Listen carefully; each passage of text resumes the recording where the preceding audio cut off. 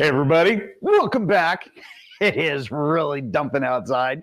Hey, here's the thing. Pended home sales, they're up 43.4% year over year for the month of October. Now, you might be saying, hey, how is that even possible based on some of the other bits of information out in the media?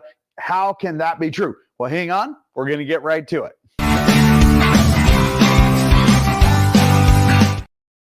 All right, so the benefit of listening to this channel, which we're going to start off with basically some basic metrics. We're going to talk about what market is trending. We're going to talk about mortgage rates. Then we're going to talk about new construction. And then we're going to delve into foreclosure types of inventory and velocity of each and every one of those subjects, because these are the same metrics we go through each and every week so you can make the best business decision possible for you and your family. All right, now, let's take a look at today's stats. Now, yes, today is October 26th, and you might say, well, George, this is October 25th. Well, of course it is. Today's not over yet. So, of course, we have to take a look at what's going on from yesterday to the 1st of October. And as you can see clearly from those numbers, we are doing really well. Now, a lot of that has to do with mortgage rates, because mortgage rates, without a doubt, are one of the key factors. So when we come back and we take a look at, the number of homes that are available, which is the top line there. And again, this is what we're going to cover a little bit later in the show also. It says, oh my gosh, we're up 27%. Well, okay, yes, but we have been up, quote unquote, 3,000 homes since probably June, and we're still less than half of where we technically should be. So really, that's still a very small number. However, here's the big nut. The big nut is when we talk about, hey, is this a balanced market? As you're going to see here in just a little bit, yes, we are in a more balanced market, even though we've got about 2.3 months of inventory. Used to be that if we had 4 to 6 months of inventory available for sale. In other words, if I have a bucket and all the real estate agents, they put their listings in this bucket and I cap it, and that bucket's called the Northwest Multiple Listing Service, or the NWMLS, right? Okay, if I cap that, and I don't add any more to it, I should have 4 to 6 months of inventory. That's what it used to be. Now, we haven't seen that since, the last 10, 11 years, almost 12 years, where the new norm appears to be about 2 months to 3 months of inventory, because we're very balanced. We're going to get into that in just a little bit.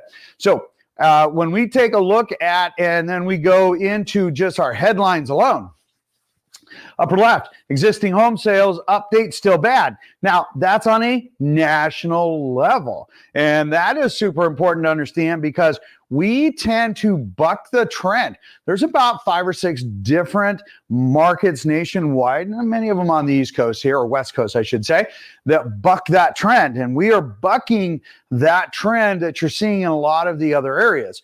When the National Association of Realtors and Zillow and Redfin, all these other companies, they took the United States as a whole. We only take the local market here because that's what's important to us. We're not buying in Ohio or Florida or Texas or Arizona. No, we're buying here in, the Puget Sound area in Washington State, and that is what matters most. So let's pop back. If we come back, bottom left, mortgage apps aren't crashing. They're just being logical. Now, they're not talking about applications. They're talking about, so let's qualify this. A individual mortgage application is what they're talking about. They're not talking about a computer or phone application. It is a person, me, making a application for a mortgage. They're being very strategic. Why?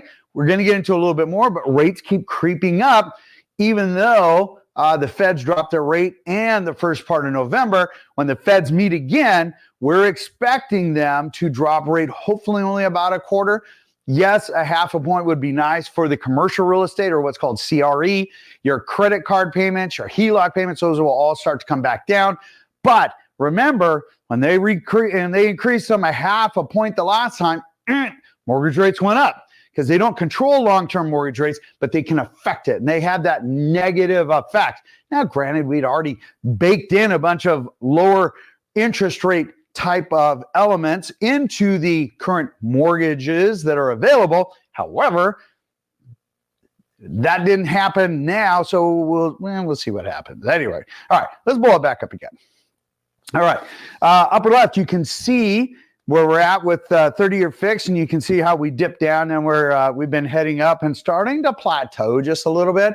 Again, there's a free mortgage calculator that you can definitely use, and you definitely should use it because it's free. The link will be down below.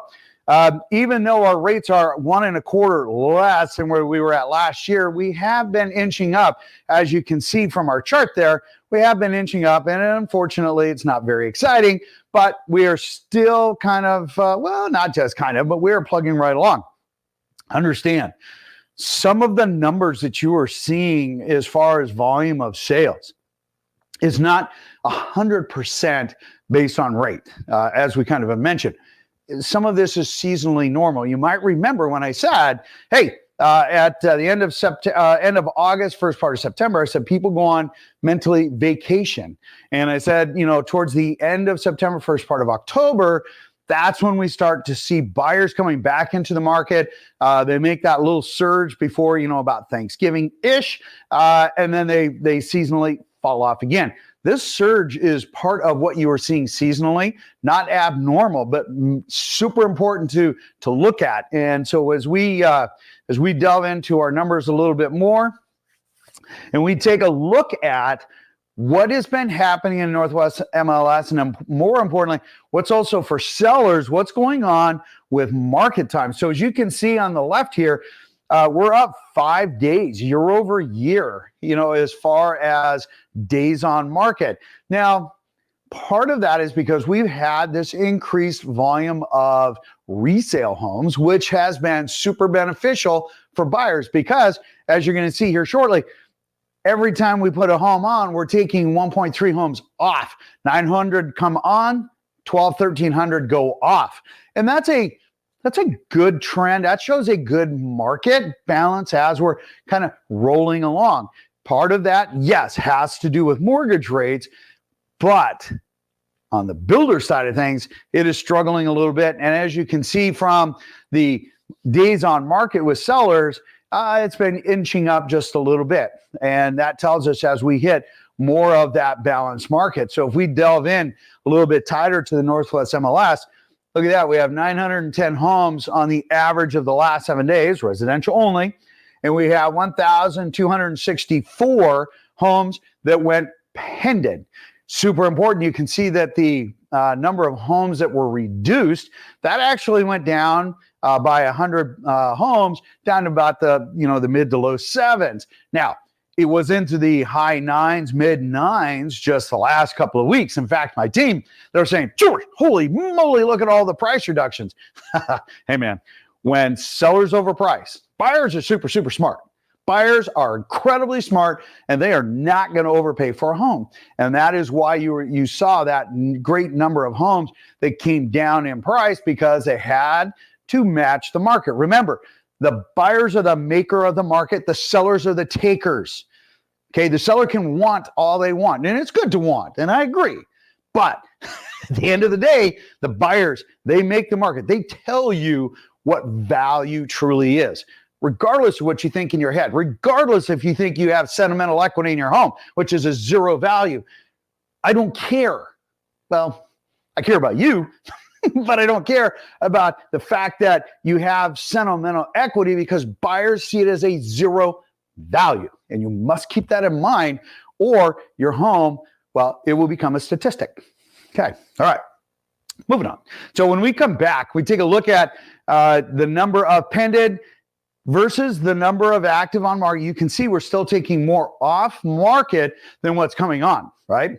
All right. Now, super important part. Hey, if you want super accurate information, make sure you hit the bell, hit the like so other people can see it. There's no selling, and hopefully you'll have a little bit of fun here. All right, let's get into the actual metrics of what's going on. Now, as you can see from our chart here, that pricing is down. In fact, let's blow this up one more time. Here we go. you can see that the year-to-date actual sales price, okay, has stayed the same year over year. It's about where it was last year. I think it was up or down, maybe $1,000. But when we take a look at the month of October to the 25th, you might say, oh my gosh, George, we're down $11,000. Well, yes, but we were up quite a bit last week, and now we came back down a little bit. Not a big deal. The key thing is that we look at is what kind of velocity, what kind of momentum are we going to take a look at? And as you can see, our numbers are doing incredibly well. All right.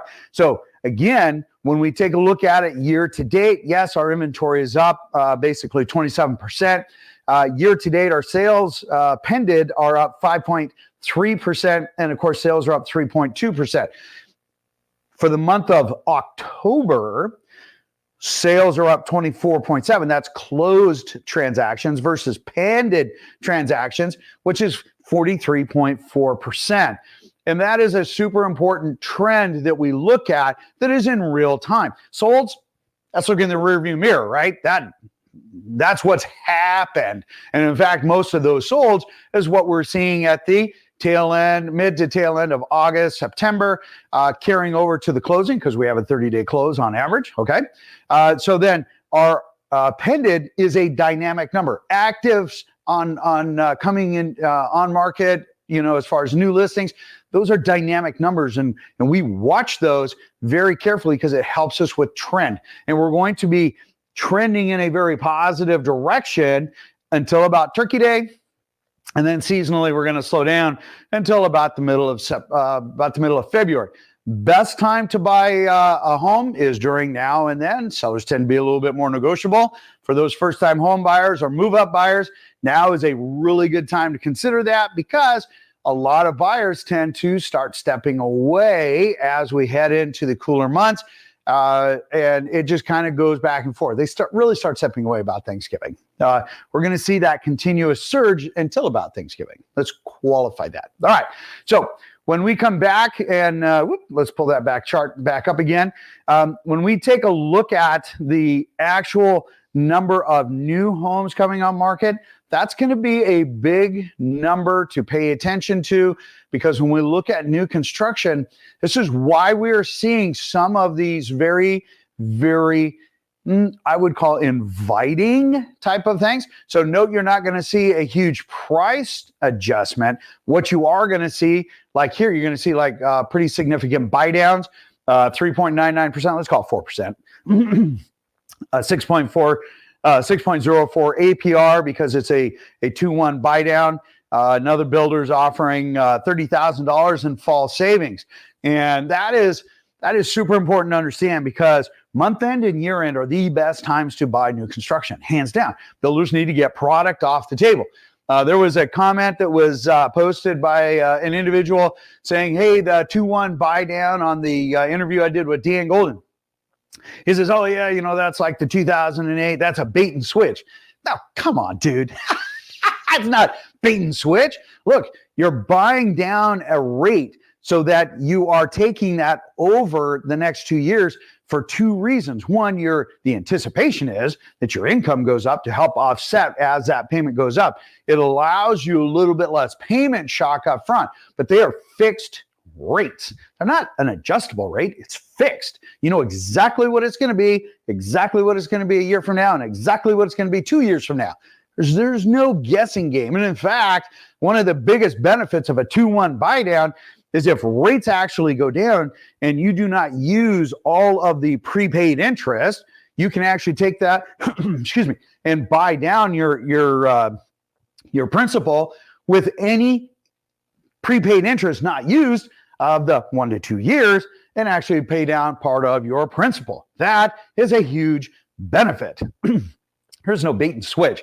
Please, I do not discourage any comments. In fact, I want you guys to give us feedback because if you have a misunderstanding of a program, no better way than to get clarification because you might go, oh, you know what? That's completely different. And that will make me want to move forward because there's a lot of incentives out there, especially with new construction, because again, when we saw the amount of resale homes coming on market in a positive direction, and we come back here and then we start taking a look at their numbers, we can see very clearly that even though we had a $47,000 home price increase last week, we actually came down $3,000 for the month of October, year over year. So when we take that's the same month of October year over year, the year to date, we're actually up about 1,000 as far as actual new construction goes. And then when we take a look at actual velocity, actual numbers, pended and sold, you know what? We're actually doing, modestly well. We're about 11 homes up from where we were at last year. That's, as you guys all know, that's 3/4 of Washington State. That's a pretty small number, right? They're down about 217 homes, not quite one a day, but basically, again, it's a small number, but still down. For the month of October, though, look, they're up 14 on sales and 86 on pended. And one of the key things to understand when we talk about velocity, each month end, we're going to see these numbers and they should improve, especially with some of those incentives.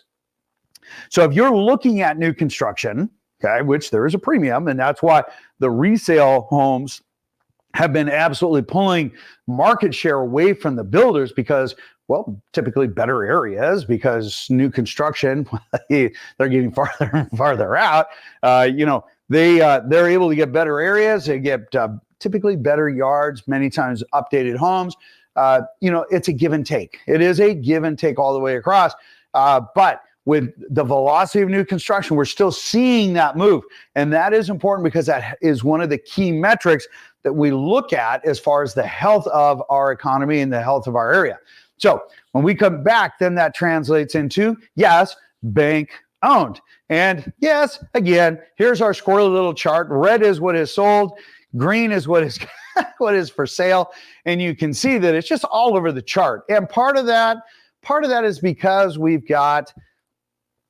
have properties that are not technically REOs. They're not bank owned. They're normal sales that the agent fits their home on the wall of shame because, well, unfortunately, they mismarked if it was bank owned or not. And we do let them know. We try to be positive. We try to increase the value of our industry. But sometimes, it just doesn't get very far. But here's the key thing. So when we roll back into this, some of our numbers actually went up. We did see a few more homes coming on market that are REOs. We're about 60% higher technically than where we were at last year. We have a total of 94, basically from Mount Vernon all the way out to the coast. That's just what I looked at, going out as far east as I think Gold Bar. And then as we're seeing the rest of our numbers, they're low. They're down. Completely normal. I would absolutely expect that. Our numbers, as far as defaults and everything else, super, super low. So if you're banking on getting a good deal with a bank-owned home, look, we don't have enough. We just flat out do not have enough homes for banks to say, oh yeah, we're going to discount these. Back in the 2008, 9, and 10, we'll discount these down 25%, and that made a really good deal. Now they're doing paint, carpet, vinyl, putting it back on the market. Most of them tend to be overpriced, but they have to start that way many times, and then they bring it down a little bit, and then it sells. Okay, totally normal? Absolutely. Is it a great thing? No, there are definitely a lot of other options to consider, and you should consider this. In the meantime, if you have any questions, please post it. Stay dry out there. It is still raining. In the meantime, I'll see you on the next video, and have an absolutely beautiful day. Take care.